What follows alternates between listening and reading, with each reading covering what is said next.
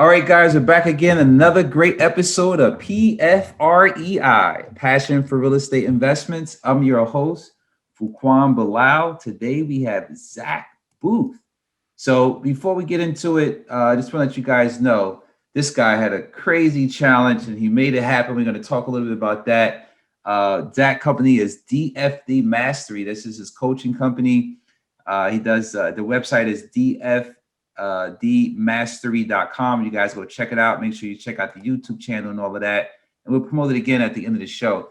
Zack, welcome to the show. The first question I usually ask our guests is, why are you passionate for real estate investments, sir?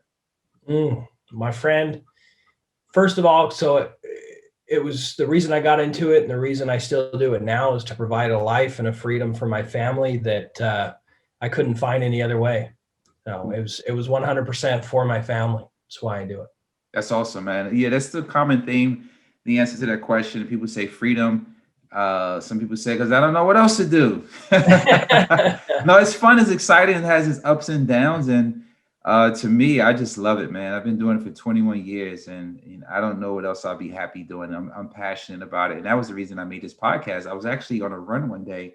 I was like, I want to do a podcast and I want to talk about, I want to interview people who are passionate about this thing, that wake up and eat, sleep this thing all day long. So thank you for joining the show. I really appreciate it. Let's just jump right into it, man. It's going to take $1,000 and try to turn it into 40,000 in 40 days. And you started January 2021. So where are you now with that? I know, you're going to share on your YouTube channel, and let's just jump right into that, man. That's pretty audacious. Yeah. Well, thank you. I did that not to prove to myself that I could do it. I felt confident that I could. I was definitely nervous. I talked about it a lot. I promoted it a lot. I shared some of the videos semi-live while I was there. My goal wasn't to only show it if I was successful as well. The reason I did this was to help other people, to give them the belief that they could do it too, right? I don't feel like I'm the smartest person in the room very often at all, or even the most experienced real estate investor as well. I was actually a window cleaner for a decade, and I went straight from window cleaning to being a real estate investor full time. And, I went from barely scraping by to a few years making over $1 million a year doing this. And for me, that money was life-changing. It was incredible to walk into the bank and write a $50,000 check and pay off my vehicles and take my family, my wife's from Brazil, where I'm at right now, and go spend a month in Brazil with my wife's family and her, and to be, let my kids see their grandparents down here and experience that part of their heritage, and learn a little Portuguese. And, it was pretty life-changing and fulfilling. But the thing is, like I said, the reason I'm so passionate about it is I've created financial freedom for myself. But, I tell people this all the time. Your first real estate deal is it's like exhilarating. You conquered the world. It's proof of concept. You make a ton of money. It's freeing, right? The second deal is pretty exciting too, but it was a lot more work. Your third deal was just work, and you don't remember your fourth and fifth deal, right? It's just a lot more work. And, I got into real estate for the purpose of my family, to feed my family, to take care of my family, to build a legacy, to have something that, would support us. But I got into this 40-day challenge for other people, not for myself. So to set up why I'm doing the 40 grand challenge, or why I did it, I kind of need to give my story of why. I like to hear that. That's pretty courageous. And it gives people a sense that there's no excuse, right? It's no excuse. If you can go into, let's talk about it though. You've not in your town, you did this. You went to a different part of town. I'm pretty sure you'll tell a story, but guys, when you listen to this interview, there's no excuse. This guy did it. Yeah. Go ahead, Zack. Yeah, I mean, we can always come up with an excuse. There's always one, but it's whether we choose to let that stop us or not, right? It's up to you. It's our choice. But, going back, getting into real estate investing. So I started a window cleaning business when I was 17 years old. From the outside looking in, I was successful, right? I had 3 trucks and 13 employees. I ended up on their history channel. I have a YouTube video with 11 million views. Just Google or just search window washing in YouTube. I'm going to be one of the top 5 videos, right? I washed a lot of windows, but I was struggling financially. And it wasn't an industry I was excited about. I had tons of turnover on my employees. It was a struggle. I was risking my life all the time. I was still on job sites, right? It just was not where I wanted to be. It wasn't providing the life I wanted to provide. So I picked up my first rental. I bought a duplex, lived in one side, rented the other. I was like, man, this business rocks. Like, I'm getting paid to live in this house. I like this. I want more of this. So I tried to get more rentals. But I kept having all these obstacles, which I could have allowed to be an excuse to not keep trying, right? I didn't have down payment money. I didn't have the debt to income that I needed. I had all these obstacles to buy more rentals. And so I started researching. I learned something called real estate wholesaling, where you find off-market discounted properties, and you can do this in giant multifamily. You can do it in small single-family flips. They in multifamily, they call it syndications, right? Yeah. Right? You find off-market discounted opportunities and you get paid for it. And I was like, man, that's what I got to do.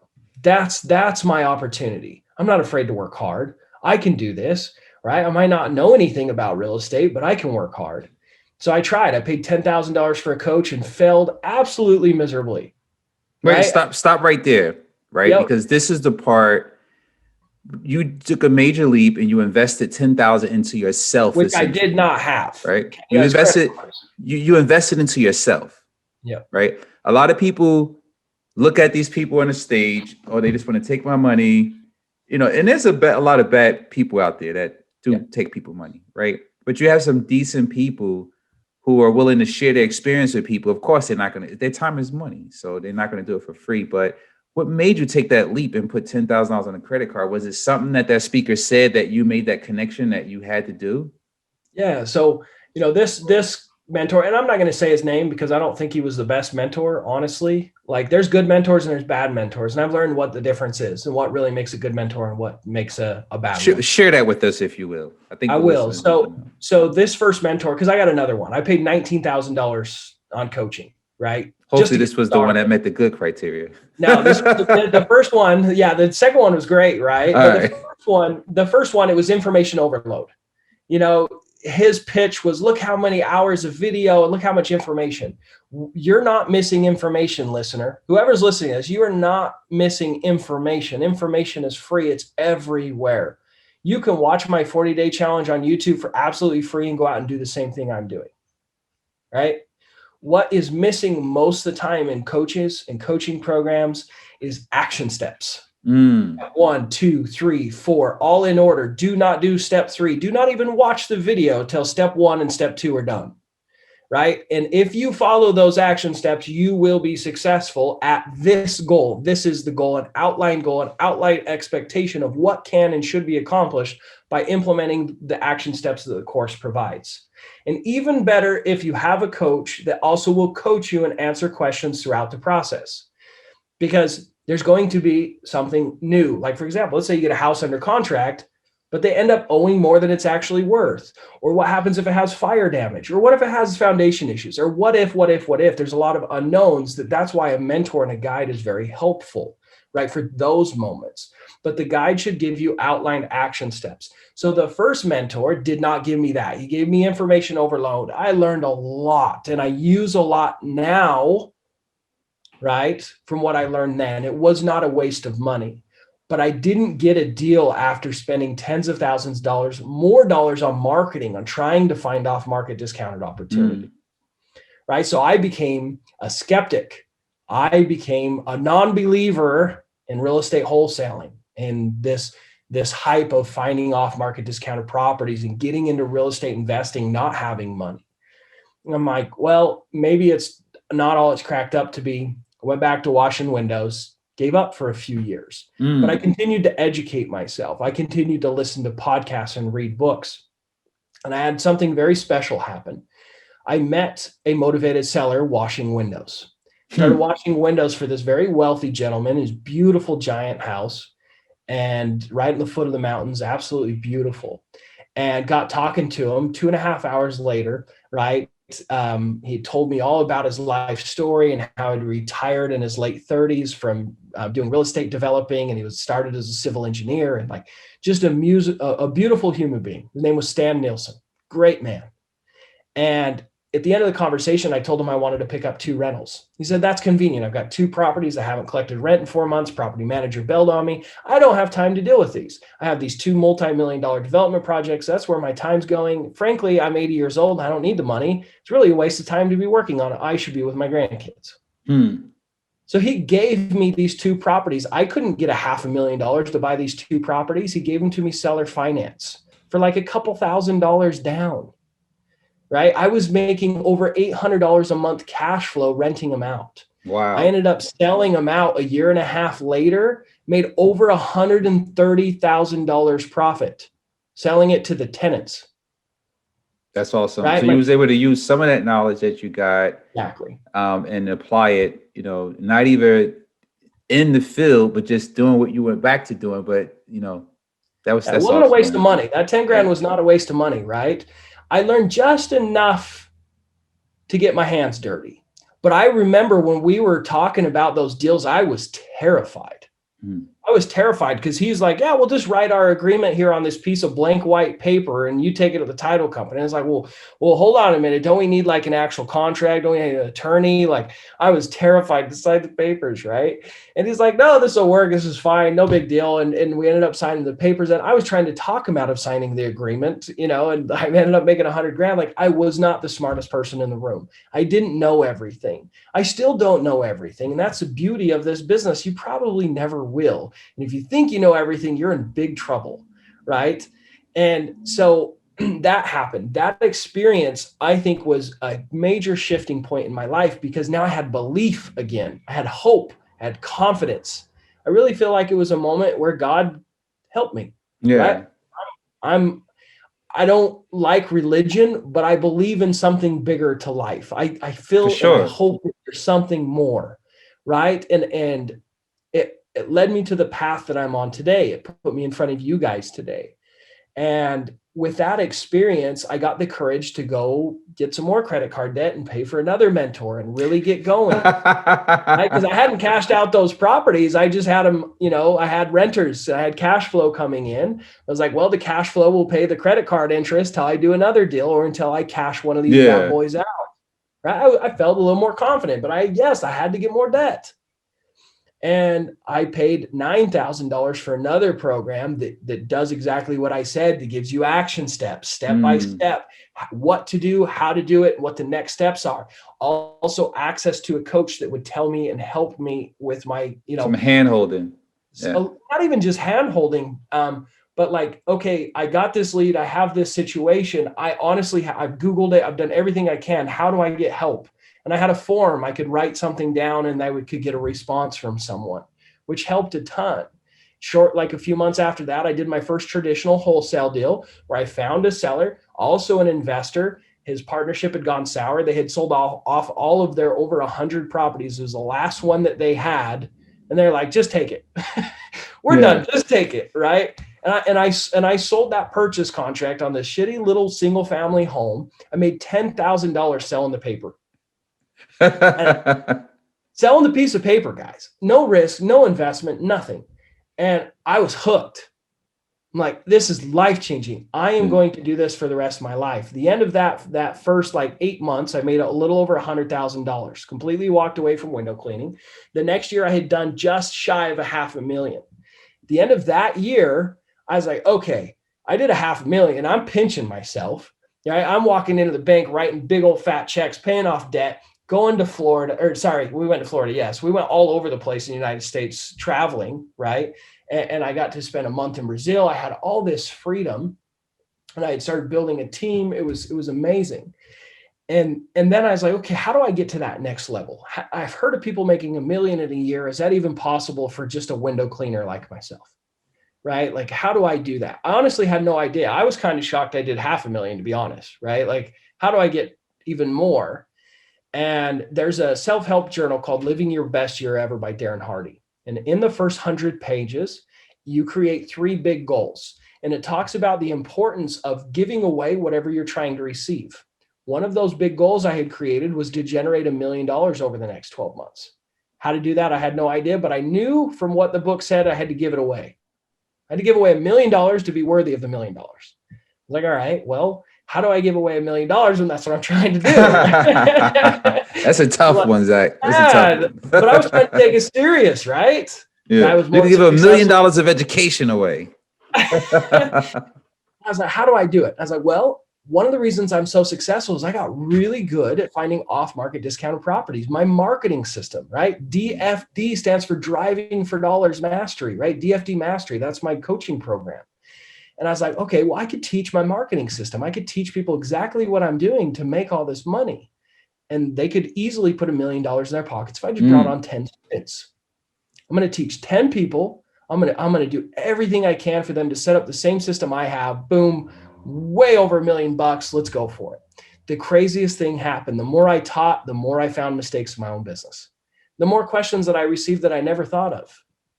The more that they taught me, because many of them were way more experienced with real estate than I was. Yeah. Right? But they needed a marketing system. It was a win-win. I learned so much from being a coach that first 12 months. Right? And I started having massive amounts of success with my students. One of my first students, his first deal with me was $113,000 profit, wholesale. Scott Dallinger. You can see it on my YouTube channel. Wow. So that's basically what it comes down to is you figured out, how to make a living for yourself and then gave back to these other people. Let's talk about the $1,000 and $40,000 from 1,000 in 40 days. Let's switch gears to that a little bit, if you don't mind. Well, that's what led me to that, is becoming a coach and having the fulfillment, because beyond the success they had, I made $1.2 million that year. And it brought me so much joy that I wanted to do more of that. That started fulfilling me, because like I said, you can do more money and more deals and have all the money in the world, but without something behind that brings you peace. Like my family, is only going to spend so much money. And then what? What do I do? How do I give back? What do they say about me at my death? And I became obsessed with coaching, and that's become my life over the last handful of years. And then you did the challenge. You started the challenge. I did the challenge for that purpose, because I was blessed to meet that motivated seller, Stan Nielsen, right? Seeing that person that cared more about the convenience factor than the price made me a believer. It gave me that belief, because without belief, you don't give massive action. You make excuses like we talked about, right? If you do that, you get crappy results. If you get crappy results, you spiral downwards. You're like, see, I knew this doesn't work. I knew they're all full of crap. I knew it's all a scam. I'm not going to try it anymore like I was. But when you have that experience, when you see it happen, you get belief, you get confidence, and then you spiral upward. So I was up late. How do I inspire? And that's when I came up with the idea of the 40 grand in 40 days. I said, I'm going to go out to a new market, so they can't be like, well, he's just using his normal connections. It's like, no, I'm going to a whole new market. So I flew to Florida. Said, okay, well, most people can come up with $1,000, right? So I'm going to take $1,000 and turn it into 40 grand in 40 days. The reason for 40 grand is that's how much an average American income is per year. I'm going to do it in 40 days from scratch. What was the biggest challenge you had doing that? I mean, I know with all your experience and all, let's talk about the pressure that you had to produce it. I know you had a filming crew and you wanted to do the goods or bads. I mean, you hit the goal and then some, but was there any moments of doubt? Like, did the human come to you? Like, you're not going to make it. You're being recorded. What are you going to do? What challenge? What was the biggest challenge you ran through with that? The big thing that I was most worried about going into this is I only have 40 days. Most of your deals are going to be 3 months out from first contact. I mean, I expect to make 5 times what I actually made in those 40 days. Right. And so going into that challenge, I knew that was the issue. The other thing that I was dealing with is I have a family, I have a wholesaling business, right? And a real estate business, and I have a coaching business. And all those things are more than full-time hours, right? They're all full-time hours. And so by going to Florida and doing this challenge, it was like I was starting a whole nother business. I was in startup mode. I was in hustle mode. I was sleeping too little, working too much, right? Not taking care of myself and mentally, emotionally, and physically like I should have been. And so I can do that. And that's what it requires to be successful, to start up again. But the first few times I did that, right, there was bigger purposes. My coaching business is because I wanted to give back, because it was more about my legacy and who I was. That when I was building my wholesaling business, the purpose behind it was to feed my family. And it's really easy to work your ass off when you want to take care of your kids, right? For sure. That's a major motivator for Yeah. me. But this time I was down there working my butt off because I wanted to help someone. And for selfish reasons, that was hard. It was like, I wanted to just sleep in.